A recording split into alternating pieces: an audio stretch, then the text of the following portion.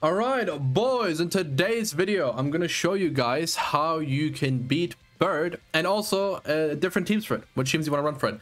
I'm going to tell you the teams I use and the teams I know that run well for this, okay?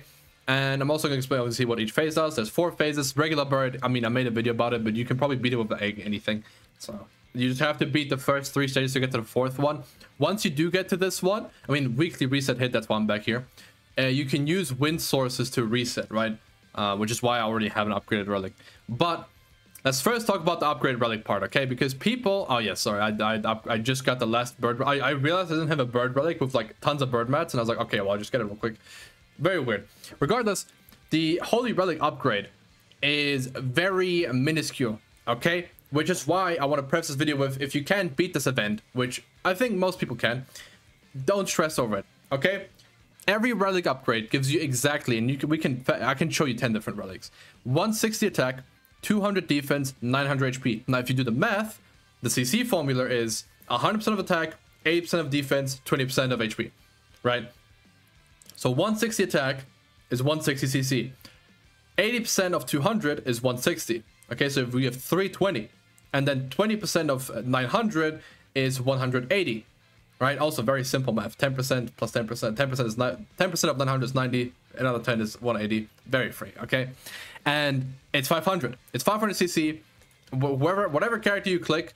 Like, by the way, it works for collapse too. So you can upgrade your Albait if you want to.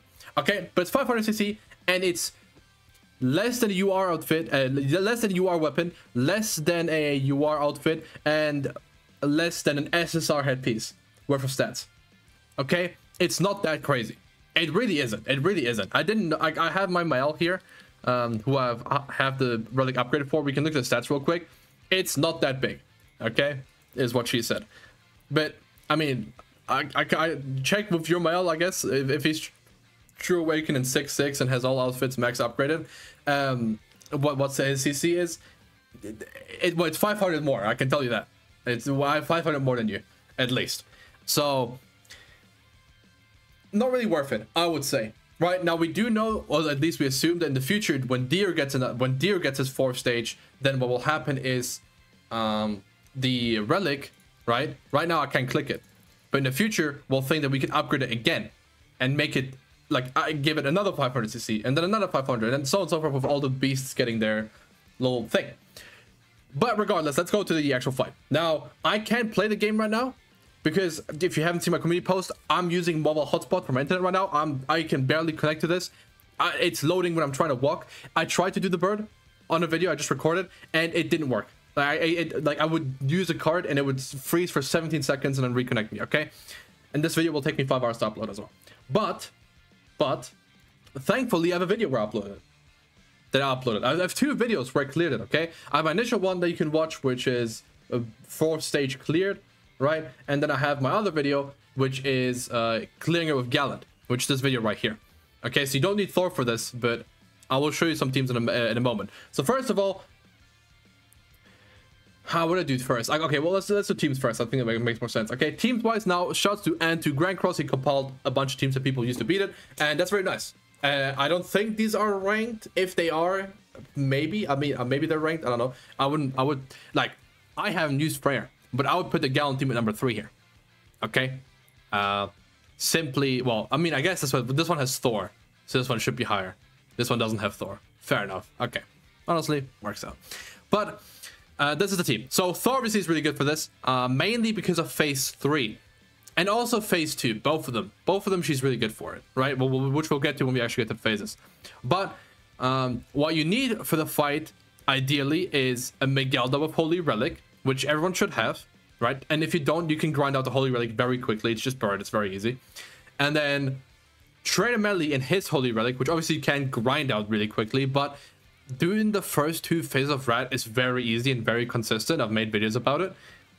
Go clear it for the next few weeks. You'll have his Holy Relic. You don't need to do phase 3, the floor 3. Floor 3 is Cancer. Don't bother with it. Just do the first 2 floors. Buy the extra from the tree shop. You'll have enough very quickly for his Holy Relic. Okay, even if you can just do phase 1, which floor 1, for floor 1, I think floor 1 is harder than floor 2. So if you can do floor 1, you can definitely do floor 2. But you need his Holy Relic. If you want to use Shredder Meli, you need his Holy Relic. right? Diane, if you don't have her Holy Relic, but you have her, that's fine, probably. Obviously, I haven't tested it without her Holy Relic, because I just have it. But the reason why she's so good is 2-turn taunt, 30% basic stats, 10% attack rate stats, and 6%, I think, crit defense. Very good. Very good unit. Insanely good unit for this, right? And her ultimate heals too, which is like a chair on top. So Diane's really good for this. If you don't have her, it's fine. You honestly you don't need a taunt, and you really don't need a taunt. The damage she does isn't high. It's mostly the mechanics you have to worry about, right? So you want amplify units because of phase 3, which I'll explain when we get there. And you want Thor, ideally, because she also cooks phase 3. Okay, in phase 3, he has, I'll just say it right now, he has 10 immortality stacks, and the only way you can remove them is by using amplify cards or using Thor's cards. So having Thor is really good because there's no character in the game with 2 amplify cards, but she has 2 cards that work. Also, her ultimate works, and there's, I mean, what ultimate you're going to use that's amplified? Derriere. So exactly, that's why she is really good for this, obviously. Mainly. Now in phase 2, he also has a damage cap, and phase 2 is sort of a card RNG and DPS check, and she obviously does really good damage. And like I said, he has damage cap. Thor does extra 50% of her damage again, so she can kind of cook that damage cap, which is why she's so good for this. Okay, but now that you know what teams are good, shouts to Anti Grand Cross again, Spanish YouTuber. Go check him out if you're Spanish, or if you're not and you just want to watch a video with auto-generated like English subtitles. I mean, I did that for Iron a couple of times. But anyway, so phase 1, very simple. It's not even in this recording because I forgot to record at the start, but you can watch my other videos. It's in there. Phase 1, you just want to get a bunch of rank 2s. Okay, I'm going to explain phase 2 first so you understand what I'm saying in phase 1. In phase 2, which is right here, you'll need... Oh, I haven't finished off. Okay, in phase 2, yeah, I used the cards already. Thank you. Yo. I skipped way too far ahead. Okay, phase 2, what you need is 3 rank 2 cards. Okay? You need 3 rank 2 cards. He does this attack that does 1000% more damage if you don't have the Bird's Blessing. And the way you get the Bird's Blessing is by using 3 rank 2s or 3 rank 3s. It has to be the same. You can't do 2 rank 2s and 1 rank 3. Okay? So you get this phase and you do 3 rank 2s right here. Right, and then you can ult 2. It doesn't matter, right? You can do either rank 1 or rank 3 after. You just have to have those 3 in a row. He gets his debuff, right? And then once he gets 3, then the following turn you get this. Oh, well, I kill him 1 turn, I guess, yeah, because the gun's broken. You get this buff right here, which is the blessing. This buff right here with a little feather in it. Okay, the little purple feather with it, which he has right here. His card will not do 1000% more damage, and you will do a lot more damage to him. And this is why Thor is so good, because this guy's damage cap is like 597k or something. This card would one-shot you otherwise if you didn't have the blessing. Okay, so if we actually go on this turn now, you'll see I'll be doing a bit of damage cap gaming over here. So yoink, oh, 544 is the damage cap, right? So this is a damage cap, and as you can see, you need to hit him a couple of times, which is why Thor is so good, because I'm gonna show you guys in my other video. You can see they're rank 3, rank 1, rank 1. Like I just use Thor cards, right? Rank 3, boom, damage cap, and then 50% extra damage. Oh, actually I wasn't transformed, so didn't do it. But on this one you'll see it 544, boom, 817, right? On this card 544, and then boom, extra damage, right? Makes it much easier to get past this phase. That was my Discord. Now, third phase, he gets 10 immortality stacks, and what you want to do is use Amplify, like I said already, Amplify and Third card to get past this, which in GALAND video, I just, you know, you have Miguel to Amplify, you have GALAND Amplify, you have Meli Amplify. Those are the only cards you can do to actually, like, damage him or, like, remove the thing. And, oh, sorry, let me go back. And, yoink. And then once you remove them, you just kill them. Okay, that's really it. You just need the card RNG to be with you. You are on a clock. After 4 turns, you get attack seal. You get a white debuff every turn. And on the after 4 times, you get an attack seal, which is going to make it very difficult to attack him. And it's a white debuff. You can't cleanse it. So that's obviously annoying, which is why you want to have good card RNG and have a team that can consistently get a bunch of amplifies. Again, 3 to 4 units here have amplify, so it works out. No, Albedo doesn't work. He seals stance cards first of all, and the damage from counters is reduced. She's useless in this. Don't think about it, okay? Now, once you kill him, phase 4. Phase 4 is very simple, okay? So there's two things here. You either get the revive passive, which where is it? Yoink. Oh, revive passive, which I'll mute it real quick. Revive. Honestly, I don't mind. Nah, still try though. Oh wait, I actually no, perfect. So he'll revive for half of his HP after you kill him. There's another passive that can make it so that when he's below 3 HP bars, which is 20% of HP, I think, he gets full healed. He gets full healed. So both of these passives obviously are very annoying, but honestly, they're both equally as annoying, but they're equally as not that big of a deal, honestly. Unless you're like on your last legs when you get there. But honestly, they're not that steady, okay? Because what happens is you get, what do you call it? The whole thing is you just have to kill him. He has 3 million HP, and that's a lot of HP to deal damage with, right? He's also very defensive. You don't do that much damage to him.